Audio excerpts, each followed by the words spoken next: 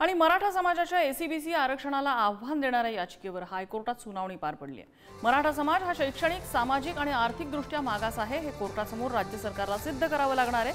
आज फक्त शैक्षणिकदृष्ट्या मराठा समाज मागास आहे का या संदर्भात युक्तिवाद झाला। प्रदीप संचेती यांनी एसीबीसी आरक्षणाला कोर्टात आव्हान दिलंय, तर महाधिवक्ता वीरेंद्र सराफ यांनी राज्य सरकारतर्फे कोर्टात बाजू मांडली। मराठा समाजाला आता 2 आरक्षण आहेत, कुठलं आरक्षण कायम ठेवायचं याचा निर्णय सरकारने घेतलाय का असा प्रश्न कोर्टाने विचारलाय। पुढील सुनावणी 4 ऑक्टोबरला होणार आहे। आणि गॅजेटची कागदपत्र जुनी आहेत, पडताळणीसाठी वेळ हवा असं शंभूराज देसाई यांनी सांगितलंय। येत्या मंगळवारी सातारा गॅजेटबाबत उपसमितीमध्ये चर्चा होणार आहे। सातारा गॅजेटच्या अंमलबजावणीसाठी सरकारच्या हालचाली सुरू झाल्यात आणि त्या निमित्तानं त्यांचं हे वक्तव्य समोर आलंय। सातारा गॅजेटर बाबतीतली डॉक्युमेंट्स आहेत, कागदपत्र आहेत आणि ती खूप जुनी डॉक्युमेंट्स आहेत, जीर्ण असतात आणि त्या आधारे त्याचं पुन्हा ट्रान्सलेशन करावं लागतं।